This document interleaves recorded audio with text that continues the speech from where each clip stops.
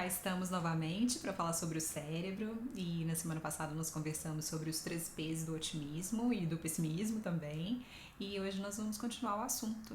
Mas por que falar sobre pessimismo e otimismo? Por que esse assunto é relevante? Porque eu sinto que os pais eles ficam muito preocupados com os pensamentos negativos dos filhos, não sabem como lidar e quais as possíveis consequências. E os meus alunos, mesmo os adultos, às vezes, eles não entendem por que a mente deles é tão catastrófica. E o pior de tudo é que muita gente não sabe que nós podemos modular essa tendência. Então, eu quero conversar com vocês primeiro sobre o funcionamento cerebral, depois a gente vai falar sobre as causas desses padrões diferentes de pensamento e para fechar, eu vou falar com vocês sobre o tratamento, como a gente pode tratar, como a gente pode modular o cérebro e esses pensamentos de forma simples e divertida, para variar aqui, né? Então, começando pelo cérebro, quais são as diferenças entre o cérebro otimista e o cérebro sem esperança, pessimista?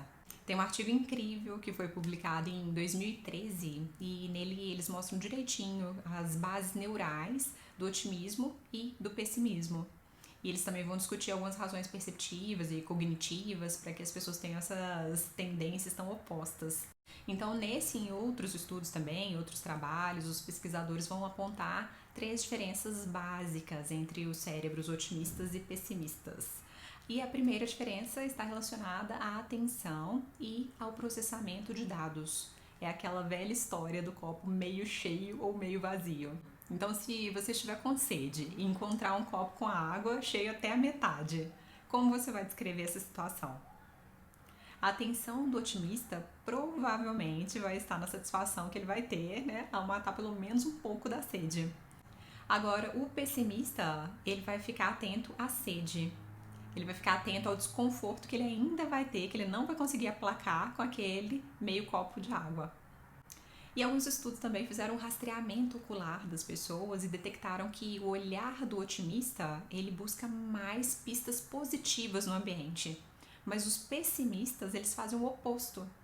Eles passam mais tempo fixados em pistas negativas ou desagradáveis do ambiente. E é por isso que eu treino a atenção de todos os meus alunos, para que eles tenham esse foco intencional, para que eles consigam guiar a atenção para onde eles quiserem. Agora, a segunda diferença entre os cérebros está vinculada ao que os pesquisadores chamam de locus de controle. E o que é isso, esse locus de controle? O otimista, ele confia no poder que ele tem de modificar as situações, na sua autoeficácia. Então, o seu locus de controle é mais interno. A sua central de controle psíquica está nele mesmo. Então, isso gera autoconfiança. Agora, as pessoas pessimistas, elas acreditam que a vida seja determinada por fatores externos. A pessoa pessimista, ela não se sente no controle da situação, ela não sente que o controle está nas mãos dela. Então, por isso, o pessimista, geralmente ele vai se sentir vítima da sociedade, vítima da escola, do chefe, do mundo. E o pessimista, então, acaba esperando também as soluções de fora. E ele não se sente compreendido. E não é que não existam de verdade essas vítimas da sociedade, né? Não é que a gente não seja injustiçado de vez em quando. A questão aqui é o padrão de pensamento. O padrão de pensamento tende a ser fixo. E é normal, claro, às vezes sentir que um professor nos persegue, um professor de uma matéria, por exemplo, mas é saudável também perceber que os outros nos acolhem, que nem todo mundo é igual, que em determinados ambientes a gente não é bem recebido, mas em outros sim. Não dá para generalizar. Essa que é a situação. E a terceira diferença cognitiva está justamente ligada a essa falta de flexibilidade, falta de criatividade. E tem gente que pensa que os otimistas, eles são cegos para os problemas, que andam por aí de óculos cor-de-rosa. E isso realmente seria um risco. Mas essa cegueira para as ameaças e para os problemas da vida, isso tem outro nome. Isso chama ingenuidade. As pessoas otimistas, elas são diferentes, elas não são ingênuas, elas conseguem ver os problemas, as injustiças, os perigos da vida, só que elas vêm além disso. E a pessoa pessimista, ela costuma ter a mentalidade mais rígida, mais rigorosa, mais fixa. A psicóloga Carol Dweck, ela chama justamente isso, mentalidade fixa. E ela tem o livro Mindset, onde ela fala sobre as experiências que ela teve na escola. Ela oferecia um quebra-cabeça difícil para as crianças, e muitos alunos desistiam. Agora tinham outros que amavam, que tinham esse comportamento surpreendente de ficar entusiasmados com o desafio, mesmo com um desafio que eles não conseguiam resolver. Não conseguiam concluir a tarefa às vezes, mas eles ficavam empolgados mesmo quando ela oferecia um segundo quebra-cabeça difícil. E ela chamou isso de mentalidade de crescimento. E são muitos detalhes sobre a teoria dela, mas resumindo, bem resumidinho para vocês, a diferença mais significativa de quem tem essa mentalidade de crescimento é que essa pessoa não se sente ameaçada pelos desafios e pelos fracassos. Pelo contrário, essas pessoas enxergam os problemas como oportunidade de aprender, oportunidade de crescer, de se desenvolver. E é claro que a gente pode chamar isso de flexibilidade, criatividade e otimismo. Agora uma pergunta que eu sempre ouço dos pais. Por que o meu filho sempre pensa no pior? Porque às vezes ele volta reclamando das festas mesmo que ele tenha se divertido, reclama das pessoas, do professor, enfim. Porque os cérebros processam informações de formas tão diferentes e às vezes tão negativas. Basicamente, a gente vai falar sobre 3 causas também. Existem várias, mas vamos abordar aqui essas 3, que são as causas genéticas. Algumas crianças elas já são sensíveis, mais sensíveis mesmo a distúrbios do ambiente, elas tendem a se sentir mais impotentes diante de desafios ou por falta de apoio adequado. A aprendizagem é a segunda causa, e aqui fica até difícil separar a influência genética da influência ambiental quando as características aparecem logo cedo na infância. Por exemplo, quando a criança recebe muitas críticas dos pais, quando ela tem um ambiente tóxico ou pouco acolhedor, a criança pode ficar desmotivada, pode ficar desesperançosa. E quando a criança também não sente que tem o apoio dos adultos, quando ela não se sente ouvida, às vezes os pais estão sempre correndo, né? Não tem tempo para prestar atenção nas demandas dos filhos, e isso tem consequências. A criança que não tem espaço também para errar, ela tende a ficar com medo de se arriscar, com medo de errar na frente das pessoas, fica mais tímida, mais pessimista. E talvez os pais sejam assim porque eles também receberam essa carga genética, ou porque eles foram educados da mesma forma, é o que eles têm a oferecer. Então, como a gente vai saber?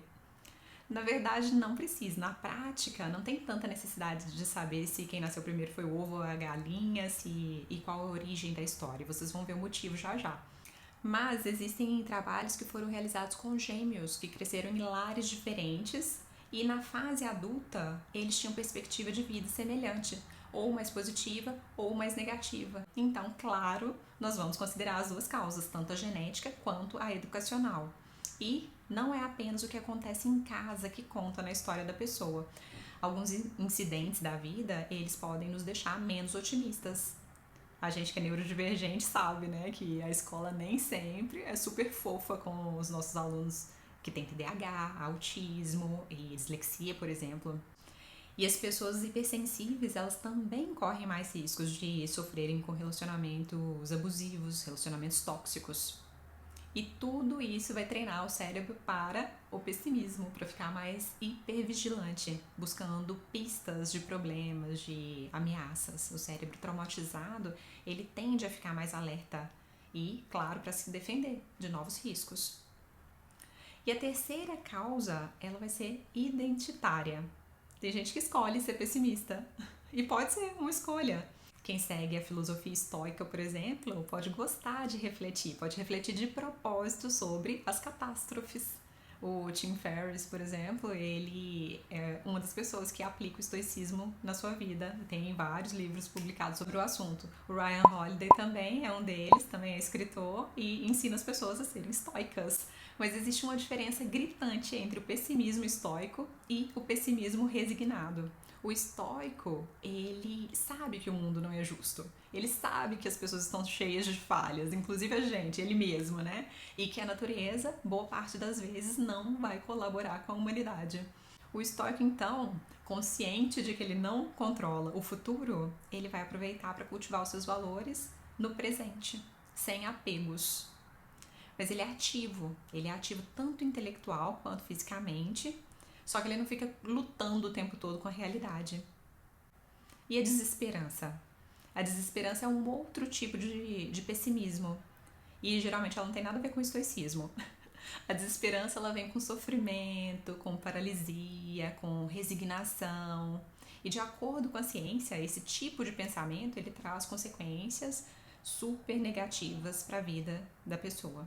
Agora, para concluir, como a gente pode resolver esse problema? Como a gente pode ajudar a pessoa pessimista a ser mais confiante, mais flexível e mais atenta às pistas positivas do ambiente dela?